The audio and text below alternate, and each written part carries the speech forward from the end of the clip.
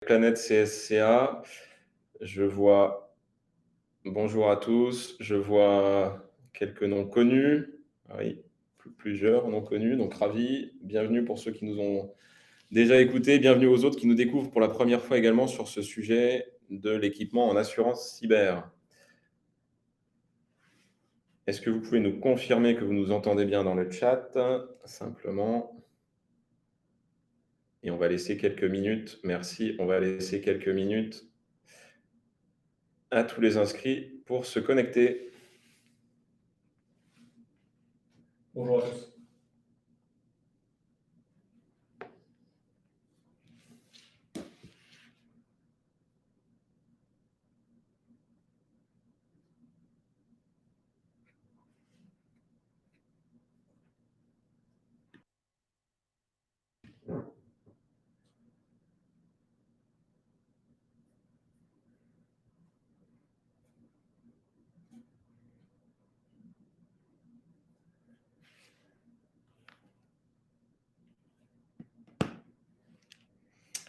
Allez, 11h02, je vous propose de démarrer. On va commencer peut-être par se présenter aujourd'hui. Ça laissera le temps aux retardataires de pouvoir nous rejoindre.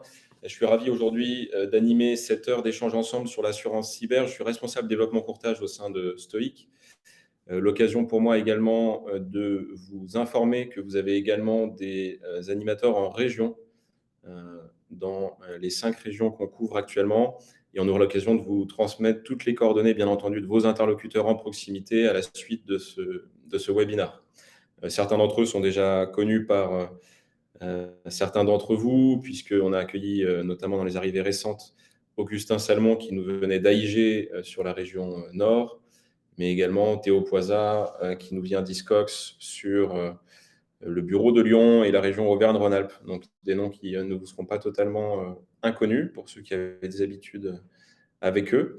Et aujourd'hui, je co-anime ce webinaire avec Benjamin Mangel, que je laisse se présenter. Bonjour à tous, Benjamin Mangel, donc responsable de la souscription chez Stoic depuis près d'1 an maintenant et spécialisé en assurance cyber depuis le début, je dirais, du marché de l'assurance cyber, depuis les prémices, il y a plus de 5 ans maintenant. Auparavant, plutôt côté courtage, je suis passé dans le cabinet Yvelin, qui est représenté aujourd'hui, je crois, et également chez Marche, avec l'occasion de travailler sur du très grand compte de l'ETI, et puis depuis quelques années, me spécialiser sur les entreprises plus régionales, PME et ETI, l'objet de notre échange du jour. Donc, ce sera le but justement sur cet échange, c'est d'avoir une approche orientée terrain, proche des réalités que vous vivez au sein de vos cabinets, et de croiser les problématiques qui peuvent être des problématiques plutôt techniques ou plutôt souscription à des questions de démarche de vente, de façon d'appréhender le risque cyber côté client. Avec des interlocuteurs variés, qui sont vos interlocuteurs, parfois des DSI, parfois des DAF, parfois des gérants eux-mêmes et des PDG dans l'entreprise. Au niveau du programme, aujourd'hui, l'idée, ça va être de peut-être refaire une passe pour ceux qui ne nous connaissent pas sur le modèle de Stoic. Et on va démarrer par cette présentation de notre modèle, des thèses qu'on souhaite porter aujourd'hui auprès des courtiers partenaires sur l'assurance cyber, et à commencer par souligner la force de notre approche aujourd'hui qui est de lier prévention et assurance. Pour beaucoup d'entre vous, le cyber a été un marché chahuté avec des acteurs historiques qui étaient très bien implantés sur ce risque cyber et qui ont pu vivre des soubresauts de marché liés à l'augmentation de la menace ces dernières années.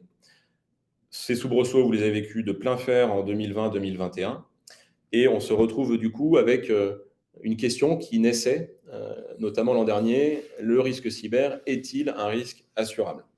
Alors, c'est un petit peu toute la thèse de Stoic aujourd'hui, c'est que le risque cyber est un risque assurable dès lors qu'on vient lui adosser, lui lier toute une approche technique centrée sur la cybersécurité et qui va venir aider l'entreprise à rehausser sa posture de sécurité pas à pas en main avec les interlocuteurs informatiques de l'entreprise.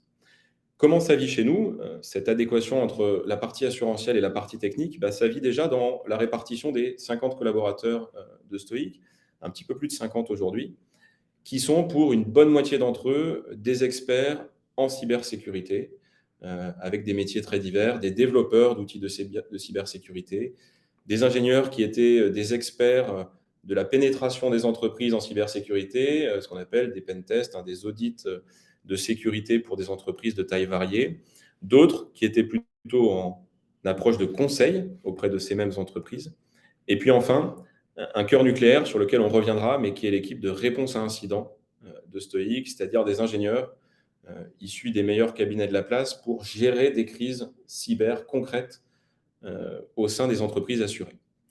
Donc c'est déjà la traduction directe de notre modèle liant prévention et assurance, c'est qu'on n'a pas d'externalisation de cette expertise-là et qu'elle est pleinement intégrée à l'équipe de bout en bout de l'accompagnement client, depuis la souscription jusqu'à la gestion de la crise cyber en elle-même. Peut-être faire un focus également sur notre modèle technique, en prenant un petit peu de temps sur la question des porteurs de risques.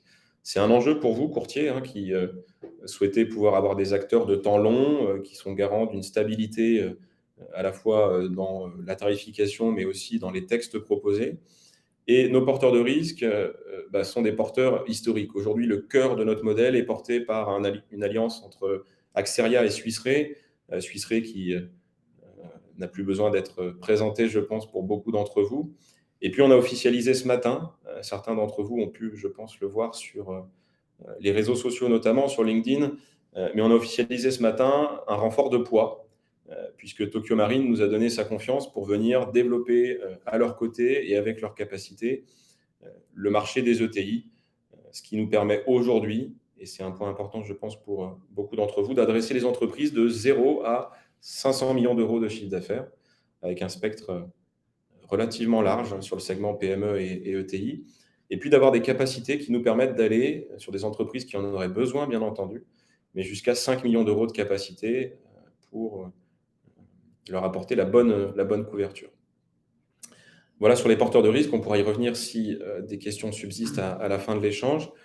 Et puis le portefeuille, aujourd'hui c'est plus de 1000 entreprises assurées, on est sur un développement qui est croissant ces derniers mois et qui rayonne de façon extrêmement large puisqu'on n'a pas vraiment d'interdiction de souscription extrêmement large. Pour y revenir sur les secteurs exclus au sein de notre portefeuille aujourd'hui, ce sont essentiellement l'économie informelle au sens large, les infrastructures d'État qui sont des interdits auxquels vous êtes habitués, et puis l'hospitalier au sens privé et public qui est en dehors de notre périmètre. Pour le reste, et l'essentiel des cibles adressées, on est relativement agnostique sur les secteurs, c'est-à-dire que notre posture est de venir discerner quelle est la posture de sécurité d'un client donné, et non pas d'avoir une approche trop macro, trop discriminante à l'échelle d'un secteur entier.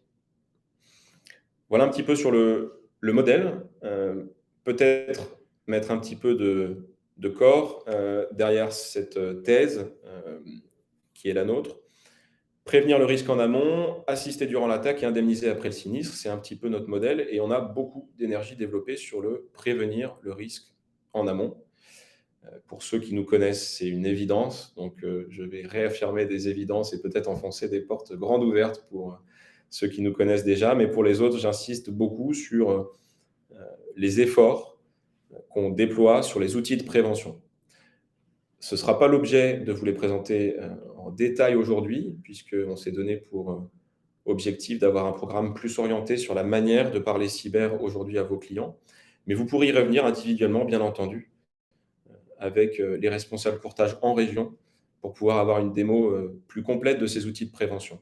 L'idée, en tout cas, c'est de pouvoir surveiller activement tout ce qui va environner l'infrastructure informatique de vos entreprises assurées.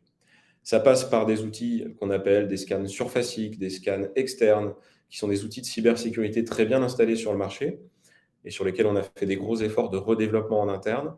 Ça passe par une protection des collaborateurs avec des sensibilisations sur le temps long et une veille qui est mise à la disposition du responsable informatique de l'entreprise. Et puis, ça passe par une caisse à outils extrêmement technique qui est livrée aux DSI et aux prestataires informatiques de vos entreprises assurées. Et cette caisse à outils, elle est là vraiment pour aller plus loin, non plus seulement faire une protection extérieure à l'entreprise, mais veut dire aider les entreprises à durcir leur propre niveau de sécurité interne. Et là, ce sont des outils internes, par définition, que le DSI, que le prestataire habituel de vos entreprises assurées vont pouvoir utiliser autant de fois que nécessaire.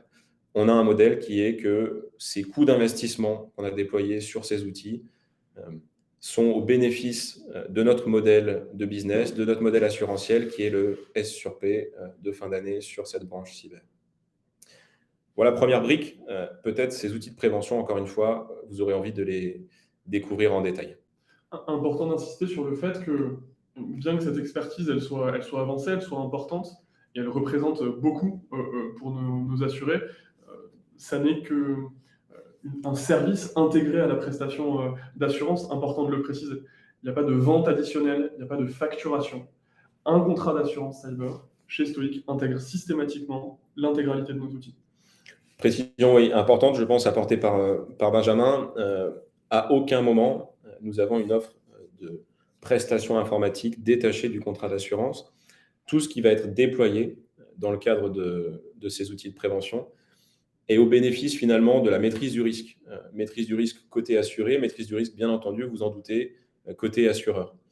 Et on aime bien parler sur ce terrain-là d'alignement des intérêts, puisque les DSI, les prestataires informatiques sont plein de bonne volonté sur cette matière en cybersécurité. Très souvent, il manque simplement soit du bon volume d'informations, soit des bons outils techniques pour arriver à rehausser le niveau de sécurité des entreprises.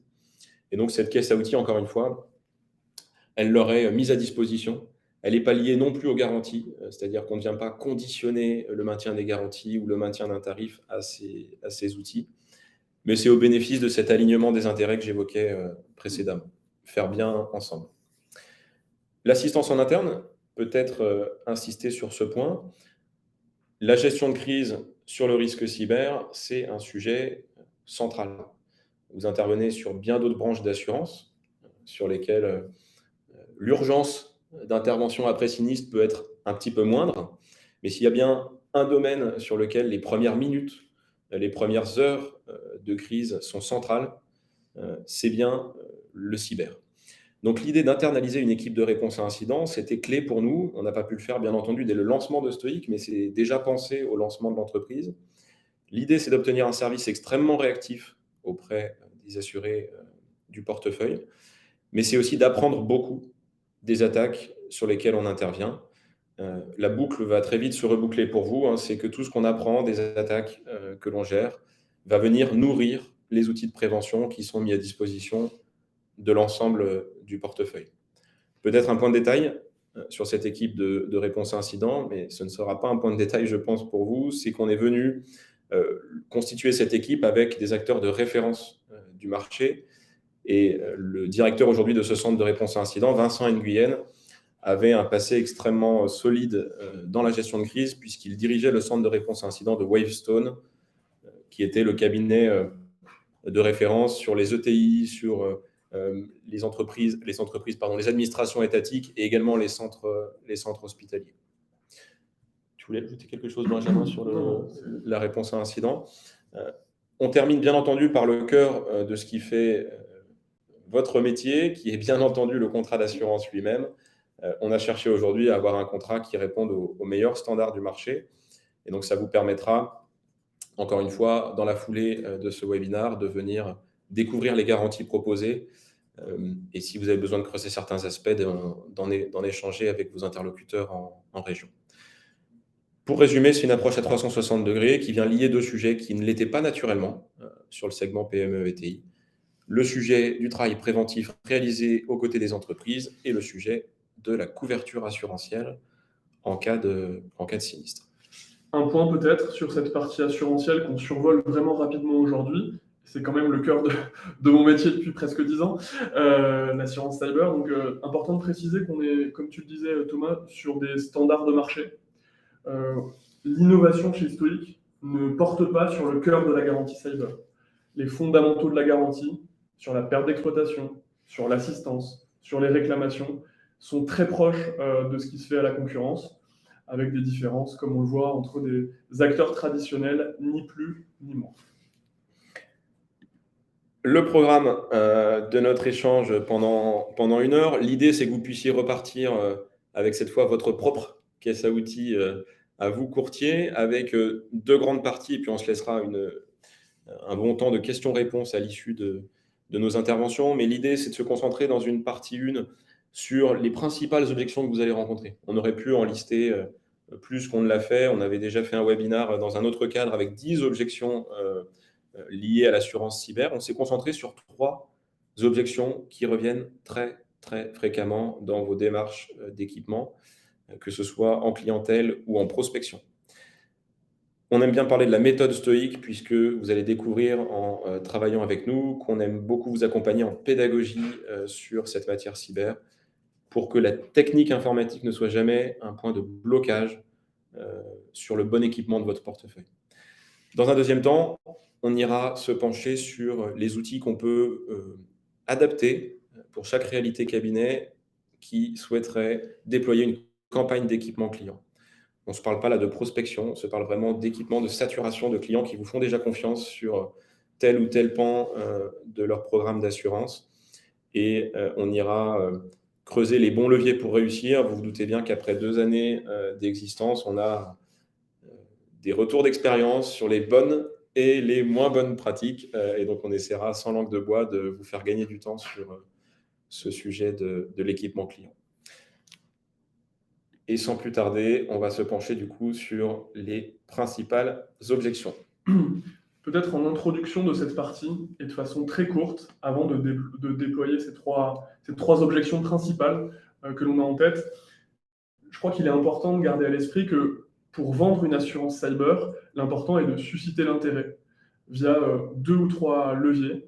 Et il n'y a vraiment pas besoin d'être un expert en informatique pour distribuer de l'assurance cyber. Certains chargés de clientèle, certains courtiers ont peur d'aborder le sujet en rendez-vous, de peur d'être court techniquement. On se rend compte, au travers de ce qu'on va voir aujourd'hui, qu'avec quelques, je dirais, angles d'approche, quelques éléments très généraux, on arrive à faire prendre conscience à un DAF, à un directeur général, à un DSI de son exposition cyber. Sans plus attendre, peut-être, commençons par la première opposition, la première question qu'on peut avoir en rendez-vous. Finalement, en quoi mon entreprise est à risque d'un point de vue de la cyberassurance? En quoi est-ce que ça affecterait mon activité d'un point de vue purement métier? On est bien conscient que les portefeuilles de vos clients sont très variés, les activités également, et vous ne pouvez pas avoir à l'esprit l'intégralité des outils informatiques, des process de ces clients-là. Et donc, bien souvent, à cette question-là, moi, je suggère de répondre par une autre question pour comprendre et pour faire prendre conscience à vos interlocuteurs de leurs besoins de l'informatique, en les questionnant tout simplement sur ce que représente l'informatique pour une entreprise.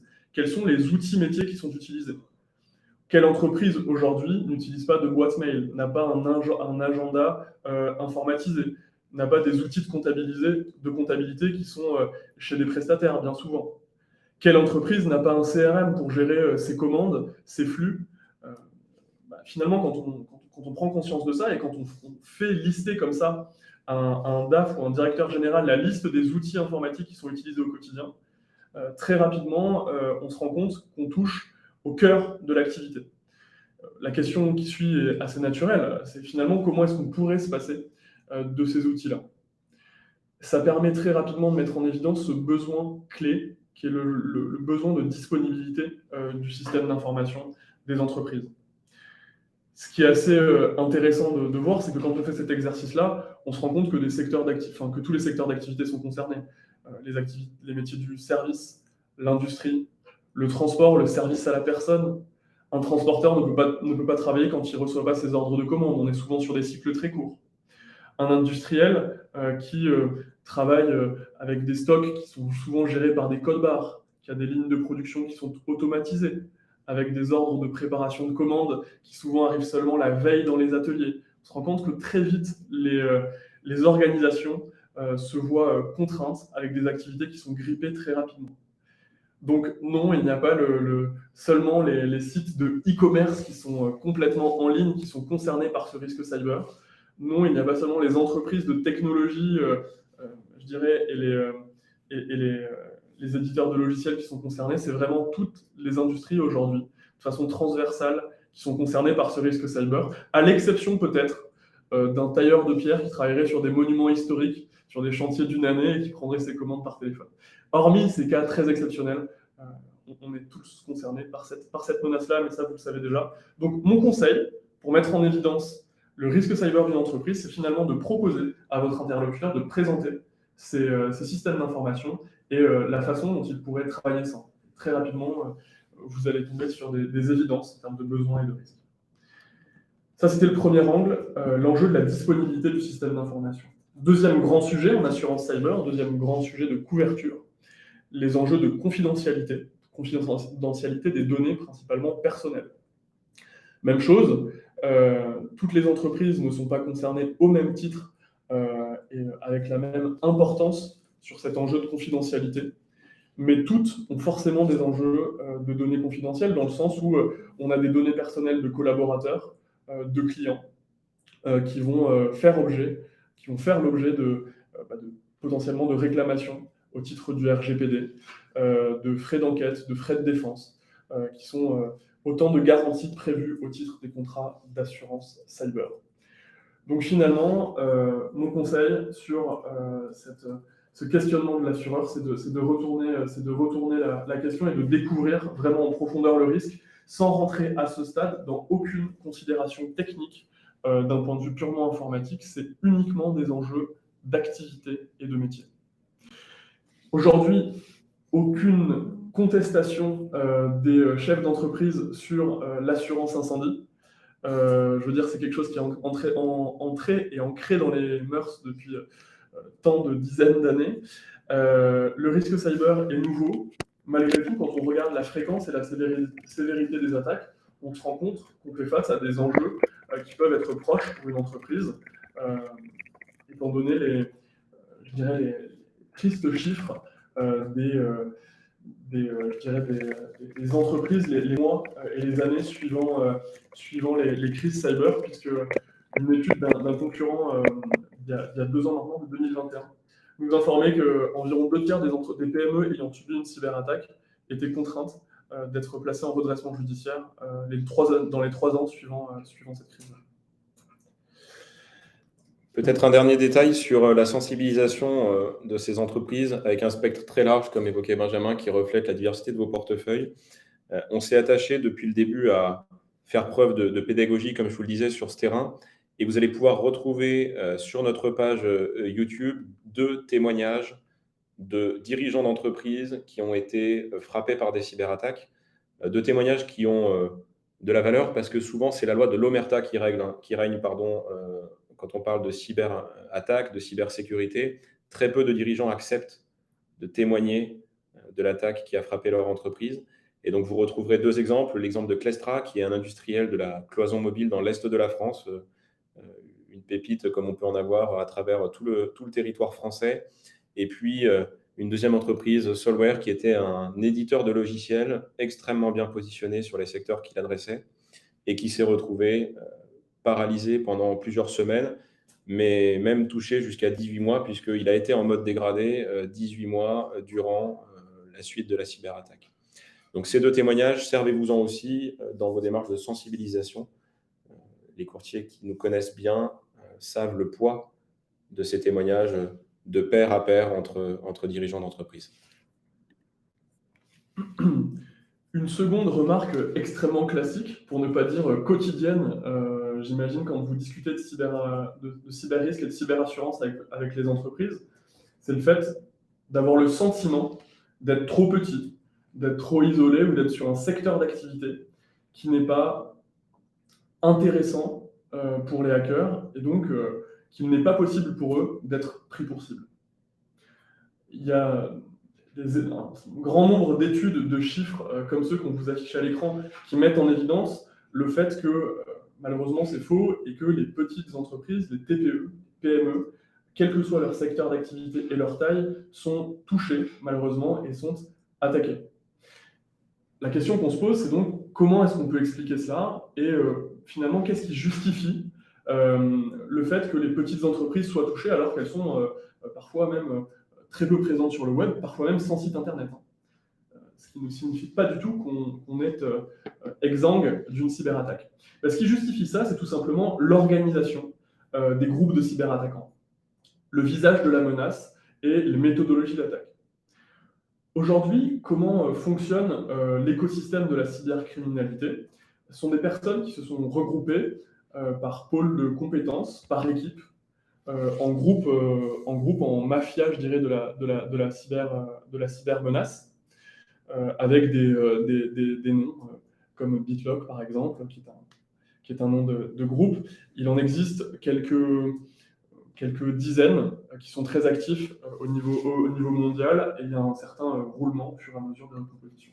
Peu importe, ce qui est important de mettre en évidence, c'est que ces attaquants utilisent des outils qui sont des scans de vulnérabilité. C'est un nom qui doit vous parler, puisque c'est le même genre d'outils qu'on utilise pour finalement regarder les vulnérabilités qui sont visibles depuis l'extérieur du système d'information d'une entreprise. Donc, ils évaluent les entreprises qui sont les plus faiblement sécurisées, et ils sont très pragmatiques, c'est-à-dire qu'ils attaquent les entreprises qui sont les plus faibles de façon à avoir des actions à mener qui sont rapides et donc un rendement dans leurs attaques. On a affaire à des gens qui sont intéressés avant tout par le profit financier et qui doivent bien mesurer l'effort passé sur une entreprise avant de l'attaquer. Donc ils utilisent des scans qui sont complètement automatisés et qui ne permettent pas forcément d'identifier ni le secteur d'activité, ni la taille de l'entreprise dans un premier temps, mais simplement à quel point elle est vulnérable. Dans un second temps, on a affaire à des hackers qui utilisent des ransomware, des malwares, des virus qui sont achetés en kit sur le dark web et qu'ils déploient de façon très simple et très automatisée. Qu'est-ce que je veux mettre en évidence dans mon explication? Ce qui est important, c'est le niveau de sécurité et la gestion des vulnérabilités d'une entreprise, plus que son intérêt économique et financier pour l'immense majorité des groupes de hackers, parce que leur fonctionnement est basé sur ces outils de détection. Ce qu'on peut résumer d'ailleurs par une phrase qu'on utilise très souvent, mais qui est que l'entreprise ne sera pas touchée parce qu'elle a été visée, mais elle sera touchée par défaut par une cyberattaque. Très peu de vos clients sinistrés, très peu de nos clients sinistrés ont fait l'objet d'une attaque ciblée, préparée, mais ont été victimes de toute l'industrie des cyberattaques qu'évoquait Benjamin précédemment. Deuxième point, l'informatique est confiée à des prestataires, le risque est sous contrôle. Sous-entendu, je ne suis pas concerné et ce risque-là est déjà traité par mon prestataire informatique. Je divise le sujet en deux parties. Dans un premier temps, je vais parler du prestataire informatique, de l'hébergeur local qui va gérer les serveurs, qui va gérer l'infrastructure, qui va gérer les données de l'entreprise. Bien souvent, cette objection est erronée, elle est mauvaise parce que finalement, on comprend mal le rôle de ce prestataire-là. Son métier principal à ce prestataire, c'est de maintenir un système d'information qui soit disponible et efficace pour l'entreprise dans des coûts qui sont les plus mesurés possibles. Ce prestataire-là, il a deux contraintes qui l'empêchent de gérer de façon optimum la cybersécurité. La première, c'est que ce n'est pas son métier.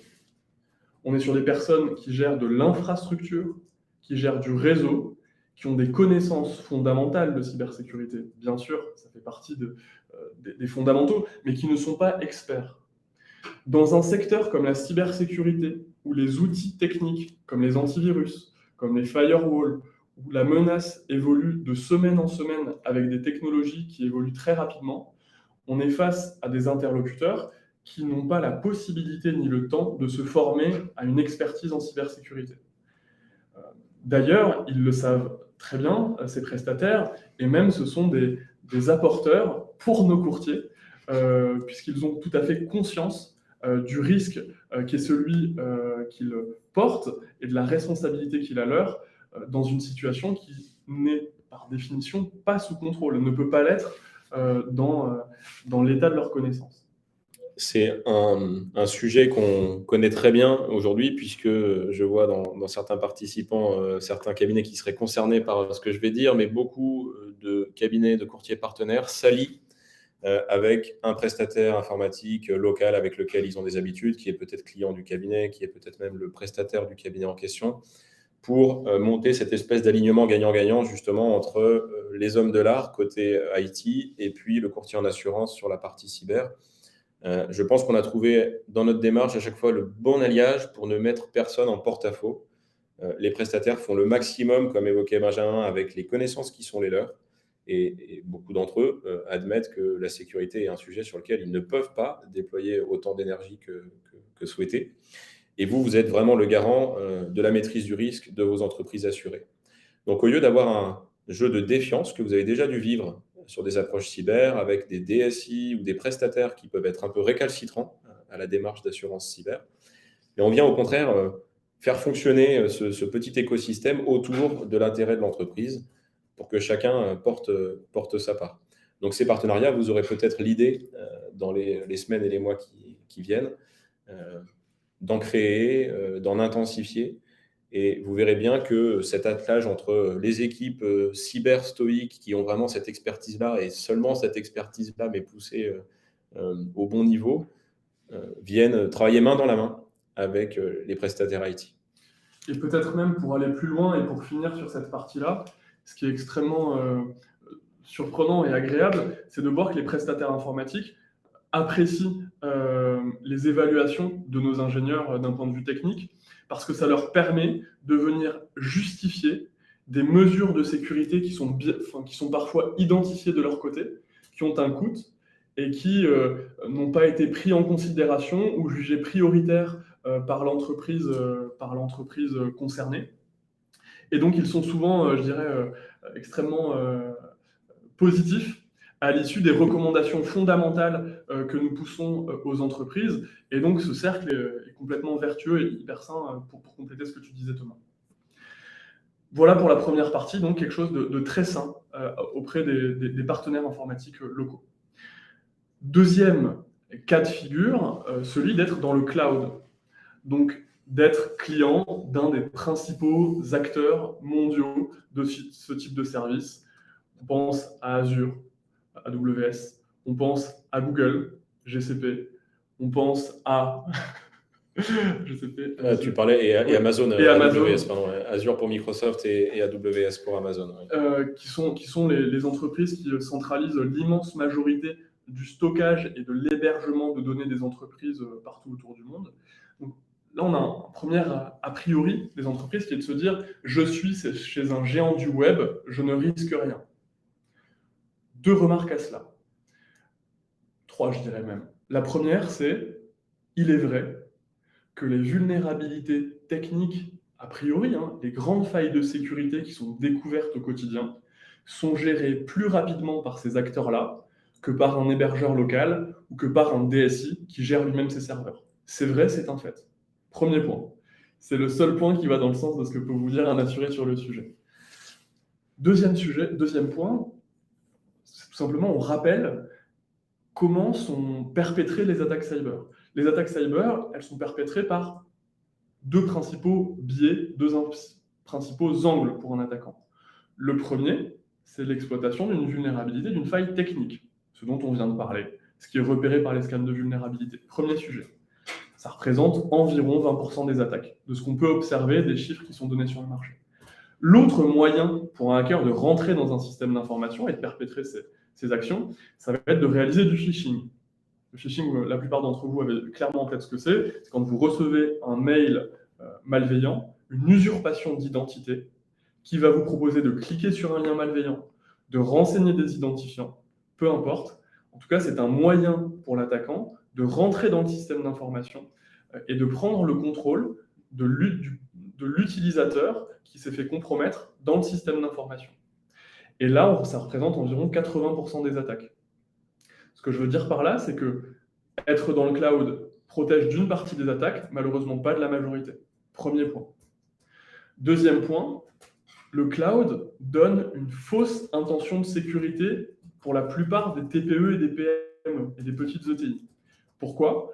Parce que le cloud est un environnement qui pourrait être apparenté à un coffre-fort. Si on reprend cette image d'un extérieur plutôt robuste. Mais ce coffre-fort, il a besoin d'être paramétré, il a besoin d'être fermé. Et un DSI, un prestataire informatique, un membre de la DSI qui n'est pas parfaitement formé au paramétrage du cloud va laisser des portes ouvertes. La porte du coffre-fort va être ouverte. On rencontre beaucoup d'entreprises qui paramètrent mal leurs sauvegardes en les rendant exposés et donc très vulnérables. On a énormément d'entreprises qui paramètrent mal le niveau de mot de passe. On a des entreprises qui ont du mal à gérer les accès et les droits dans ces espaces cloud. Et donc finalement, malheureusement, les chiffres que l'on a d'un point de vue de la sinistralité nous montrent que, quelle que soit la nature du système d'information et les choix qui ont été faits par les entreprises qui sont assurées aux prospects, complètement sur site, on-premise, externalisé chez un prestataire de type hébergeur local, ou dans le cloud, ou alors, ce qui est souvent le cas, quelque chose d'hybride, finalement, on n'arrive pas à avoir des tendances de sinistralité, tant dans la fréquence que dans la sévérité, qui vont évoluer. Peut-être qu'avec la formation, qu'avec certaines choses, ça évoluera dans les prochaines années, mais aujourd'hui, en tout cas, on n'arrive pas à tirer de biais là-dessus, tendance. Peut-être pour conclure sur ces deux grandes objections qui sont la confiance aveugle dans le travail du prestataire informatique, alors que lui-même souhaite pouvoir être épaulé, ou dans la fausse sécurité qu'évoquait Benjamin, que peut procurer le fait d'externaliser tout ou partie de l'infrastructure dans le cloud. Ce qu'on aime bien rappeler, et c'est un petit peu notre mantra, c'est que se protéger contre le risque cyber ne peut pas être qu'une décision technique, qu'une décision IT. C'est une décision de direction générale. C'est une décision de pérennité d'entreprise, c'est une décision de bonne gouvernance.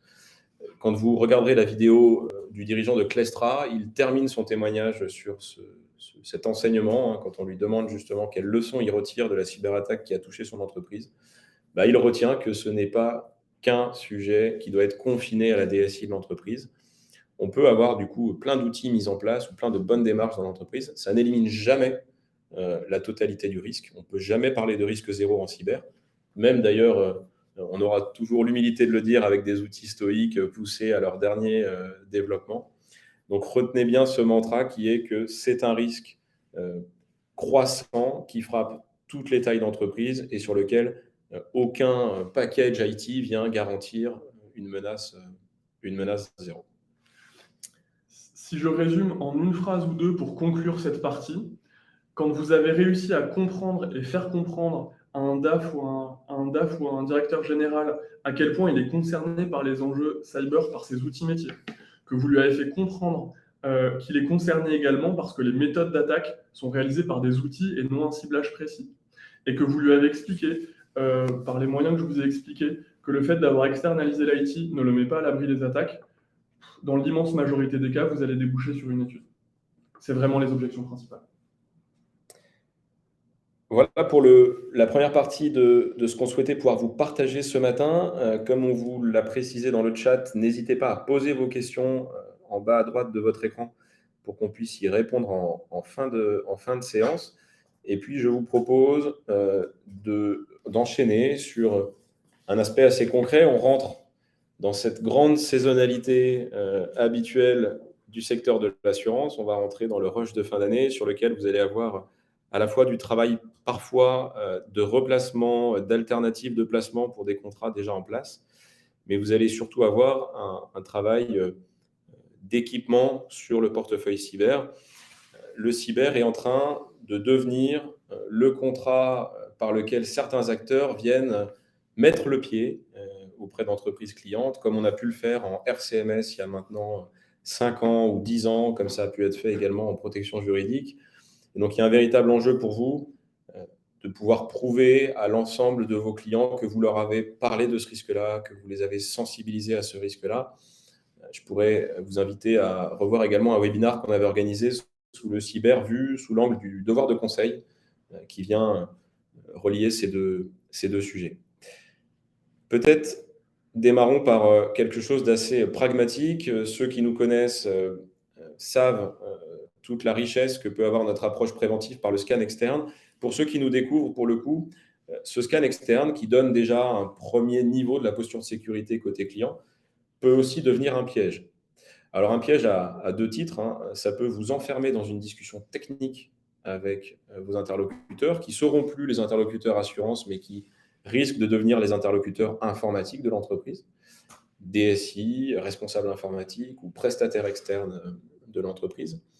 Et puis, ça peut aussi vous contraindre à abandonner certains prospects qui ressortiraient non éligibles du fait de ce scan. Revenons à l'idée principale, le scan, c'est une découverte extérieure, partielle, qui ne peut pas tout voir, d'un périmètre IT d'une entreprise. Quel est un petit peu notre apport sur ce scan? C'est que dès qu'on va arriver sur des questions trop techniques, des questions justement de traitement des vulnérabilités, on va vous proposer de reprendre cet échange-là à vos côtés avec l'un de nos experts cyber au sein de l'équipe. Ce qui fait que vous allez pouvoir répondre aux objections des spécialistes informatiques tout en vous concentrant, vous, sur la démarche assurantielle. Dernier point pour le vulgariser, ce scan, on aime bien le présenter comme une visite de risque externe du périmètre informatique de l'entreprise. Il vous arrive en IARD de faire des visites de risque, bien entendu, pour des contrats dommages aux biens, pour des multirisques industriels. On a à la fois des éléments externes, périmétriques, et puis on a ensuite une visite interne pour comprendre l'exposition, les process, les valeurs. On a un petit peu la même idée en cyber. C'est une première découverte de l'extérieur. Et souvenez-vous de ce qu'on se disait en début d'échange. On aura ensuite, côté client, tous les outils pour poursuivre la découverte à l'intérieur du système informatique. Deuxième point qui peut être parfois un point de frottement dans votre démarche d'équipement et qu'on souhaite pouvoir lever à vos côtés, c'est la question du dimensionnement de la garantie.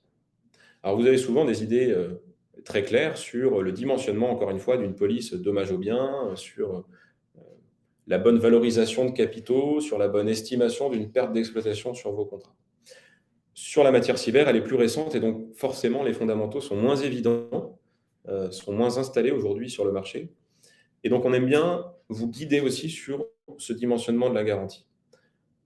Premier point, peut-être, insister sur ce qu'est la réalité de la menace cyber aujourd'hui en termes d'impact sur les entreprises. Quels sont les principaux postes de coût en cas de cyberattaque? Et retenir peut-être un seul chiffre, on pourrait en donner d'autres, mais c'est que 80% de ce qu'indemnise un assureur cyber chaque exercice porte sur la perte d'exploitation liée à la cyberattaque. Donc, on revient vraiment sur un point essentiel qui est que l'impact majeur, c'est l'arrêt d'activité ou le freinement drastique de l'activité du client. Et donc, on va venir, dans les premières lignes consommées sur le contrat d'assurance, indemniser cette marge brute.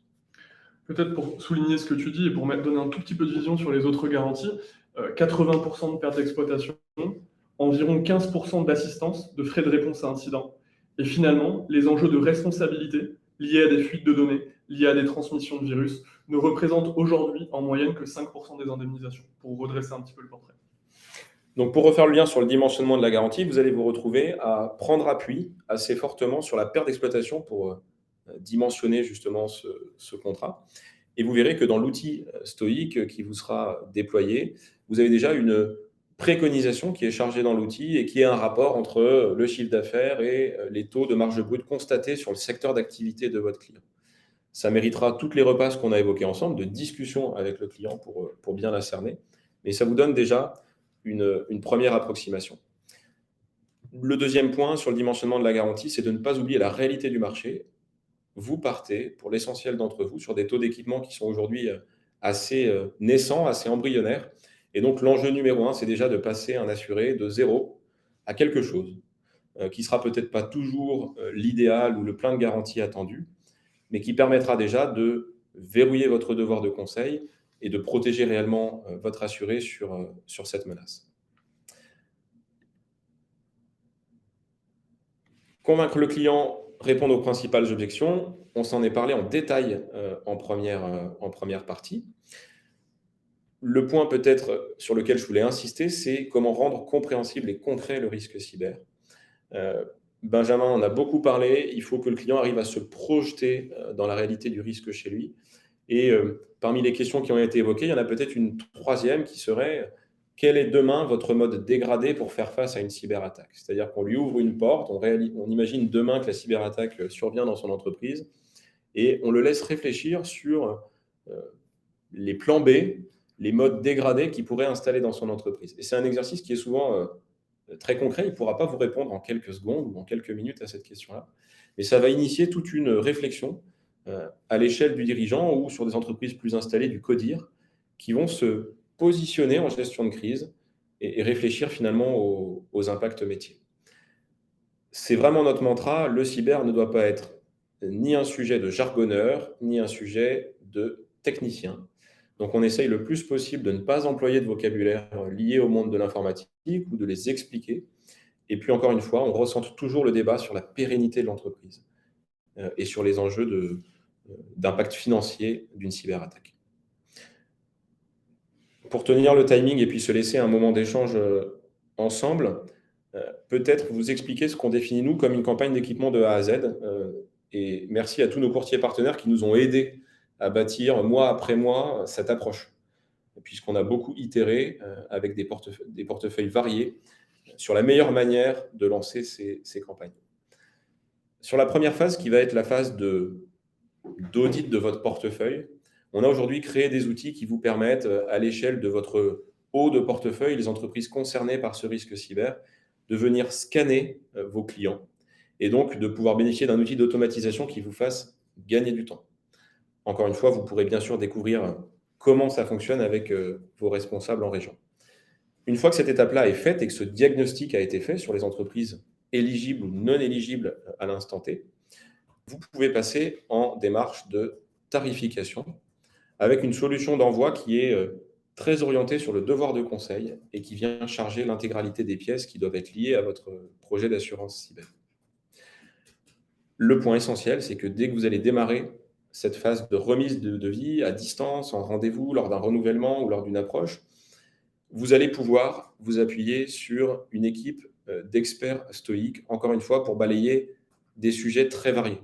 Des sujets d'éligibilité, par exemple, un client qui apparaîtrait en rouge sur votre espace courtier comme non éligible, et bien surtout, n'ayez pas le réflexe de vous dire je ne peux pas couvrir ce client-là, je dois l'abandonner. Non, le réflexe à avoir, c'est justement d'organiser ce point de contact pour qu'on puisse, avec beaucoup de formes, appréhender les vulnérabilités du côté du client et l'aider à les résoudre de façon assez rapide. Ça peut être, bien entendu, le renfort d'un de nos experts sur des questions techniques. Et très souvent, vous allez le vivre, ça va être l'occasion de convier le DSI, le responsable, le prestataire informatique à cet échange pour que toutes les parties prenantes puissent échanger librement sur ce qui leur semble être les forces, éventuellement les interrogations, les zones d'ombre sur l'offre que vous proposez. Ce petit outil de prise de rendez-vous, on l'a déployé pour les courtiers qui travaillent avec nous depuis très longtemps, et puis on est en train de le déployer au fur et à mesure à nos autres courtiers pour répondre à ce besoin d'assistance technique. Et encore une fois, vous pourrez y avoir recours sans limite, entre guillemets, puisqu'on considère que la valeur ajoutée de votre côté, elle est vraiment dans la relation client, dans cette relation que vous avez installée sur le temps long, et que la valeur ajoutée de ces experts cyber, c'est de se concentrer sur les questions bloquantes, les questions freinantes, les questions de technique informatique. Pour résumer ce qu'on peut se dire sur une campagne d'équipement, c'est que vous avez énormément d'outils qui sont à votre main, c'est toute notre approche sur le 0,50 millions, et que vous allez avoir le renfort d'un expert sur les dossiers qu'il mériterait. Je ne peux pas terminer cet échange sans insister sur ce qui est probablement notre segment de valeur le plus important, qui sont vos grands comptes, les entreprises qui, pour nous, vont osciller entre 50 et 500 millions d'euros de chiffre d'affaires. On a un accompagnement renforcé sur ces dossiers-là, où on crée un point de contact entre le DSI et l'un de nos ingénieurs en réponse à un incident en amont de la souscription. Et donc, on réalise réellement un pré-audit assez poussé côté client qui va venir consolider votre offre et qui va l'appuyer sur la réalité de l'entreprise, non pas sur des prérequis comme vous le vivez avec certains acteurs plus traditionnels, des prérequis génériques ou des prérequis extrêmement extensifs. Cette démarche de sur-mesure, de coûts humains, Elle s'appuie justement sur l'équipe de souscription que dirige Benjamin à côté de moi, et elle s'appuie sur nos ingénieurs. Donc, le message que je souhaite pouvoir vous faire passer sur ce rush de fin d'année, c'est que sur ces grands risques, pensez à nous mobiliser, y compris parfois pour avoir des cartouches en poche sur des renouvellements que vous pouvez anticiper, compliqués ou avec du frottement sous l'angle des garanties ou du tarif. Et vous pourrez découvrir comme ça à la fois l'approche standard sur votre portefeuille et l'approche sur mesure sur les grands comptes. Merci beaucoup pour votre attention durant ces 50 minutes. On se laisse un temps de questions-réponses. Je vais regarder dans le chat si on a des questions qui sont déjà tombées. 2 questions. Et j'en vois déjà 2. Alors, Benjamin, je te laisse peut-être répondre sur la question sur la perte d'exploitation, justement.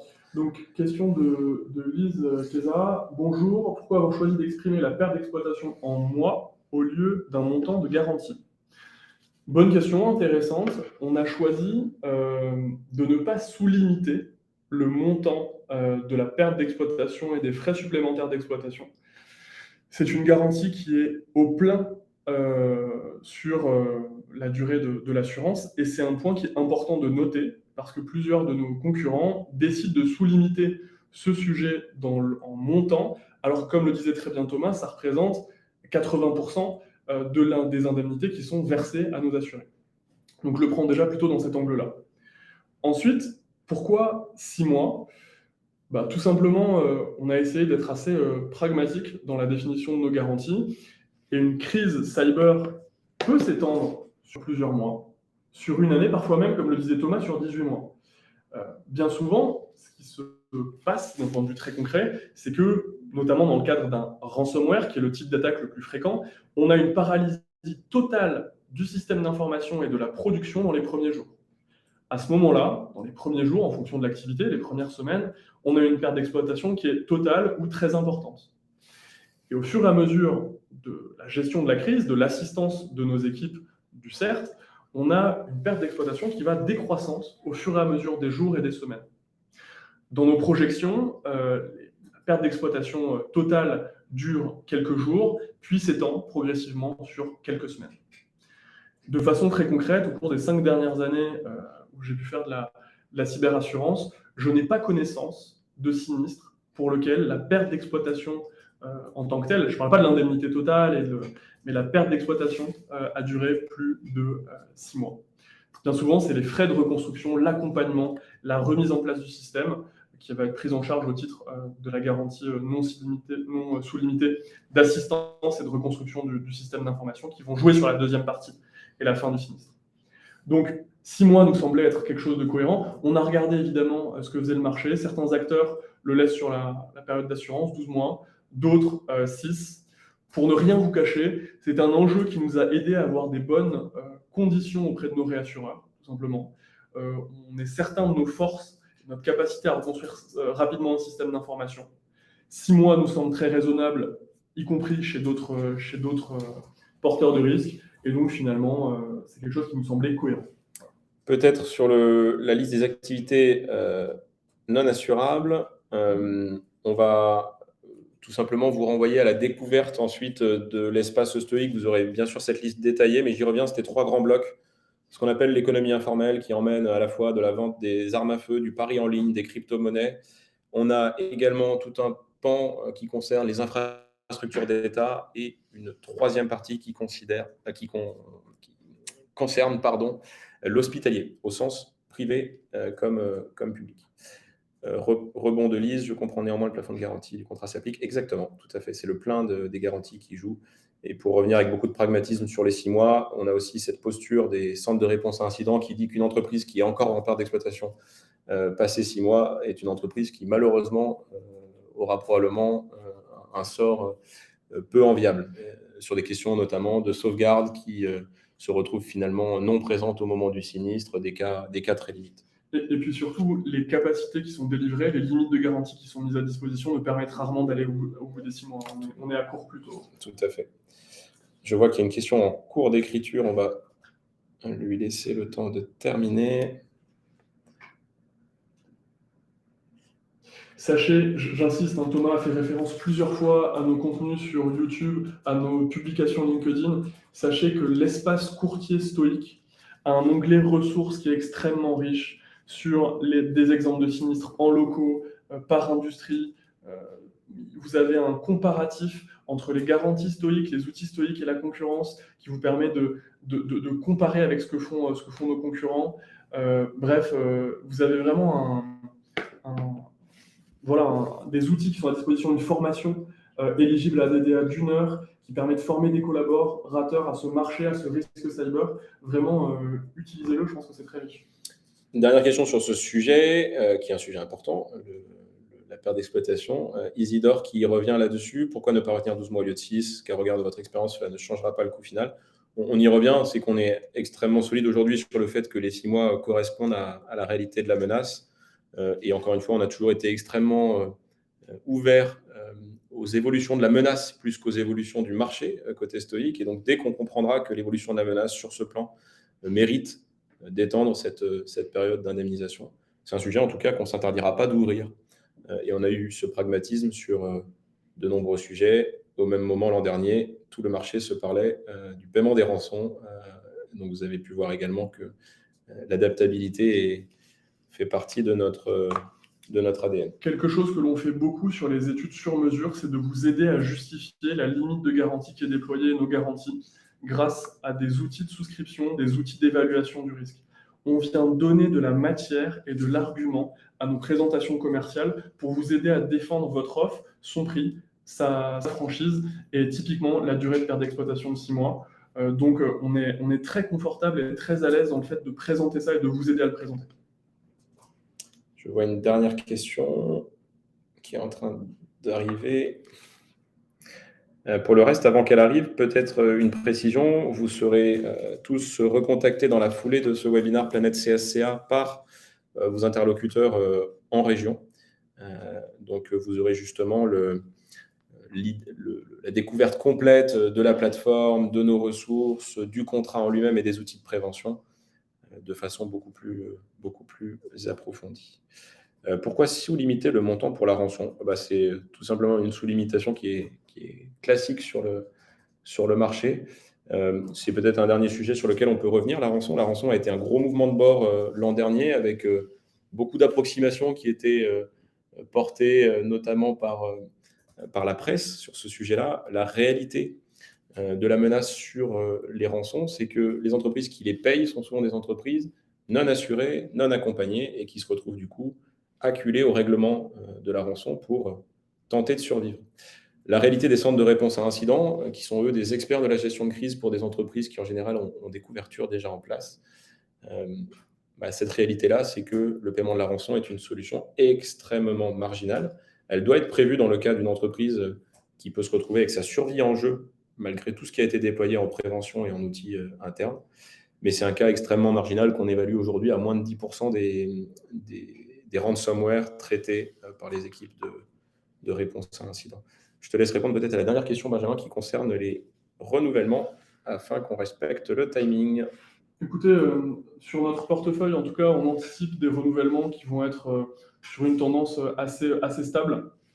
Évidemment, l'étude du risque se fait par entité. Il peut y avoir des différences qui se font par entreprise en fonction de la réalité, de la sinistralité, etc.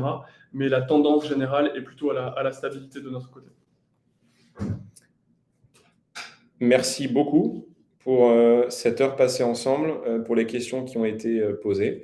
On espère que ça va vous donner envie d'aller plus loin. On remet en tout dernier lien sur le support qui vous est partagé, un lien vers le module de formation qu'on a pu bâtir et qui est éligible DDA à la fois pour vous et pour vos équipes. C'est un sujet sur lequel vous voulez sensibiliser largement parce que la matière est nouvelle. Donc, n'hésitez pas à vous appuyer sur ces modules. Merci encore pour votre attention. Merci à tous. Bonne journée. Au revoir.